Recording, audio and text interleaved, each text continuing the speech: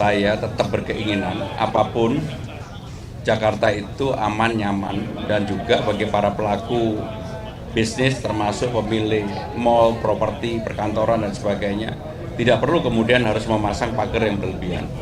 Dan saya akan segera mengkoordinasikan untuk menertibkan itu. Rekan-rekan sekalian, hari ini saya membuka turnamen tenis Piala Gubernur tahun 2026 yang diselenggarakan oleh PLT DKI Jakarta, tentunya bekerjasama dengan PLT Pusat. Dan turnamen ini diikuti oleh 322 peserta, 178 atlet dari 23 provinsi.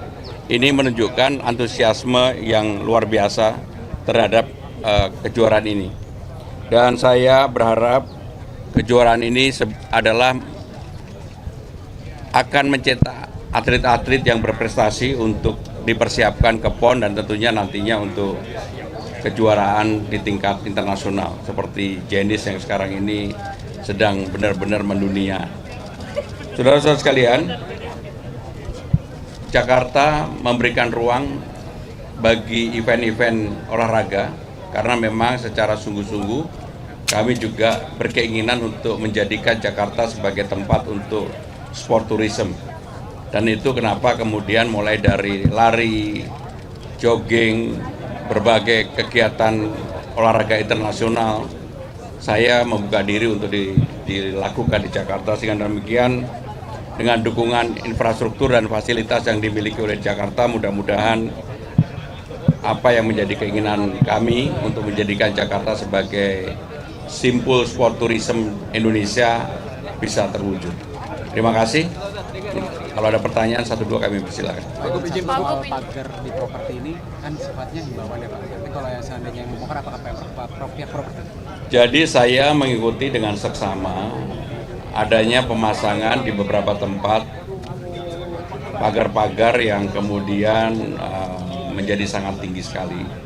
Dan secara pribadi sebagai Gubernur Jakarta tentunya saya tetap berkeinginan apapun Jakarta itu aman, nyaman, dan juga bagi para pelaku bisnis termasuk pemilik mal, properti, perkantoran dan sebagainya tidak perlu kemudian harus memasang pagar yang berlebihan. Dan saya akan segera mengkoordinasikan untuk menertibkan itu.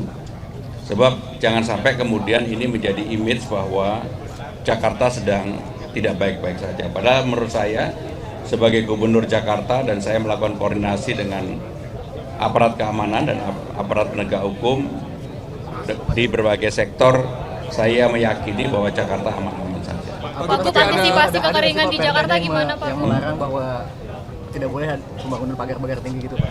Jadi untuk larangan itu terus terang memang tidak secara spesifik. Tetapi dengan membuat pagar yang berlebihan itu mengganggu kenyamanan, mengganggu Jakarta yang sekarang ini menurut saya harusnya bisa lebih baik. Bahkan saya berpikir pagarnya itu nggak perlu tinggi-tinggi, kemudian yang penting pohonnya yang banyak, lebih hijau, antara satu dan bersebelahan itu juga mungkin lebih baik dibuka.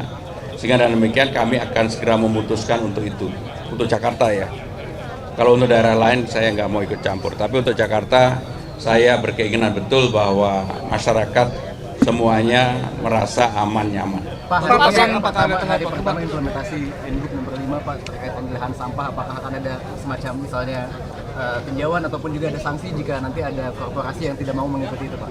Jadi Ingup sampah ini nomor 5 tahun 2026 disambut luar biasa dari masyarakat. Bahkan masyarakat sekarang ini dengan berbagai inovasi melakukan hal-hal yang di luar dugaan saya. Termasuk di Jakarta Barat, Jakarta Timur, saya sudah lihat sendiri kemarin, kebetulan saya juga ke Ciangir. Jadi saya meyakini dengan Ingup itu mudah-mudahan persoalan sampah di Jakarta sejak tanggal 1 Agustus ini timbunan ke Bantar Gebangnya kan residu sampai dengan tahun 2029. Saya meyakini dengan perkembangan yang ada, alhamdulillah support dukungannya luar biasa. Dan sekarang ini gerakan pilah sampah sudah sampai dengan RT RW. Dan beberapa kali saya bertemu dengan RT RW secara langsung, memberikan apresiasi termasuk kemarin kami di Ciangir yang akan kita bangun dalam skala yang besar untuk ketahanan pangan Jakarta. Di sana akan ada kurang lebih 5.000 sapi, kemudian ada ternak yang lain, ayam, unggas, dan sebagainya. Itu yang kami lakukan. Pak, untuk acara ini Pak, untuk pesan mungkin PLT dan para atlet tenis DKI Jakarta gimana Pak? Ya, pesan saya sederhana, mudah-mudahan atlet Jakarta, terutama yang sekarang mempersiapkan diri untuk PON ke depan, kalau dulu prestasinya banyak atlet Jakarta kemudian pindah ke daerah, saya tetap berharap bahwa lebih baik mereka di Jakarta, karena Jakarta akan memberikan ruang bagi mereka untuk berkembang dan sekaligus berprestasi. Terima kasih ya. Yang kedua berkaitan dengan pemasangan pagar, saya juga mengamati mungkin bagian dari kekhawatiran, tetapi nanti pada saatnya pasti saya akan minta untuk pagar-pagar itu dilepas kembali, karena kekhawatiran yang berlebihan juga tidak baik. Saudara-saudara sekalian, menurut saya ini adalah hal yang luar biasa. Saya masih ingat ketika mungkin 1 tahun yang lalu tempat ini masih sangat sepi. Saya bersama-sama dengan Dirut MRT dan juga Kepala Dinas Parekraf Ekonomi Kreatif, kita mendorong agar ini hidup. Dan alhamdulillah kalau lihat hari ini, baik pengunjung kemudian acara yang diselenggarakan di acara Jakarta Sneaker Day, saya yakin bahwa ini adalah menggambarkan bagaimana kehidupan ekonomi kreatif yang ada di Jakarta. Selain hal yang ditransaksikan berupa sneaker, saya tadi juga mendapatkan masukan hal-hal lain seperti fashion, musik, beauty, seni, collectible item, kuliner dan sebagainya. Kalau tahun lalu ketika diadakan di GCC itu transaksinya kurang lebih terakhir 30M, maka saya menaruh harapan mudah-mudahan penyelenggaraan acara ini dari tanggal 31 sampai dengan tanggal 2 Agustus bisa melampaui 30M, dan saya yakin pasti bisa, karena kalau melihat kedatangan dan supporter yang luar biasa, mudah-mudahan transaksinya lebih dari 30M selama 3 hari. Dan kalau itu bisa dicapai, maka itu menunjukkan bahwa ekonomi kreatif yang ada di Jakarta ini tumbuh dengan baik dan sekarang menjadi salah satu engine growth atau pertumbuhan ekonomi yang ada di Jakarta. Sekali lagi saya mengapresiasi acara ini, dan mudah-mudahan tahun depan bukan hanya 11 atau 12 acara, tetapi tadi saya begitu datang udah dikasih paspor negara Blok M, sehingga saya sudah menjadi warga negara Blok M. Terima kasih. Wassalamualaikum warahmatullahi wabarakatuh. Ada pertanyaan? Kita.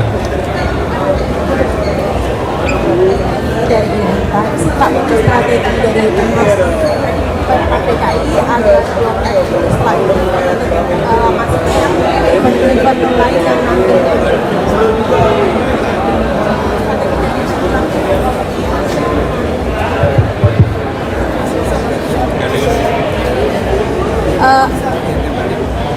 strategi Pemprov DKI ke depan gimana agar event-event di Blok M ini tidak berhenti dari sini. Pak, yang kedua Pak, mungkin isu lain di Jakarta ini sejumlah mall dan perkantoran sudah mulai membangun pagar-pagar tinggi. Ini karena ini ada apa ya Pak? Atau mungkin karena ada beredar Agustus nanti ada kerusuhan besar atau bagaimana? Jadi kan jangan sampai yang setahun lalu Agustus terulang lagi Pak. Yang terakhir Pak, satu lagi Pak juga tadi sudah mengeluarkan Kemdikbud terkait kenaikan tarif trans bandara Blok M sendiri. Yang pertama saya ingin menjawab mengenai Trans Jabodetabek dari Blok M ke bandara. Setelah mendapatkan masukan dan juga kerjasama dengan berbagai lembaga, tingkat kepuasan publik untuk bis Trans Jabodetabek ini lebih dari 97%. Dan ketika kami menanyakan kira-kira berapa angka yang wajar untuk penyesuaian harga, karena nggak mungkin harganya terlalu murah 3.500, hampir sebagian besar menyampaikan angka yang sekarang kita putuskan, yaitu 15.000, dan itu mulai berlaku tanggal 1 September, dan itu pun kalau dibandingkan dengan transportasi yang lain masih jauh lebih murah, sehingga dengan demikian kami meyakini masyarakat pasti bisa menerima itu yang pertama. Yang kedua, berkaitan dengan pemasangan pagar, saya juga mengamati mungkin bagian dari kekhawatiran, tetapi nanti pada saatnya pasti saya akan minta untuk pagar-pagar itu dilepas kembali, karena kekhawatiran yang berlebihan juga tidak baik.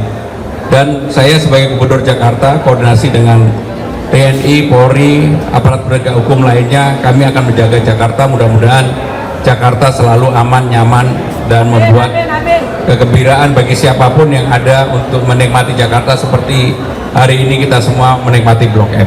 Amin, amin. Ya, kekhawatiran seperti bulan Agustus tahun lalu, tapi mudah-mudahan enggak. Saya yakin enggak. Sehat-sehat, Pak. Sehat-sehat. Amin. Satu pertanyaan lagi kalau ada, kalau nggak ada. Izin Pak, bertanya isu lain. Di wilayah pesisir Muara Baru Penjaringan, infonya ada perairan di samping tanggul yang tanahnya diuruk terus jadi tempat untuk pembuangan puing dan sampah ilegal, Pak. Infonya bahkan tanggul di sekitar situ sekarang sudah mulai rembes. Baik, jadi semua dimanapun seperti yang waktu di Penjaringan, kalau yang di Penjaringan sendiri kan sudah kita angkut dan kita sudah mengerahkan antara 10 sampai 15 truk untuk membersihkan di Penjaringan. Jadi teman-teman sekalian, dimanapun kalau ada penumpukan sampah yang dilakukan oleh orang yang tidak bertanggung jawab dan biasanya bukan dari Dinas Lingkungan Hidup, maka pemerintah DKI Jakarta akan mengambil tindakan dan mengumumkan orang itu atau perusahaan itu, karena mereka mengambil biasanya dari hotel, restoran, kafe yang ada di tempat itu. Sehingga dengan demikian jangan kemudian mereka hanya mengambil untungnya, mengambil uangnya, tetapi tidak bertanggung jawab terhadap sampahnya. Terima kasih. Wassalamualaikum warahmatullahi wabarakatuh. Gak sempet baca? Dengerin aja, klik icon text to speech di okezone.com.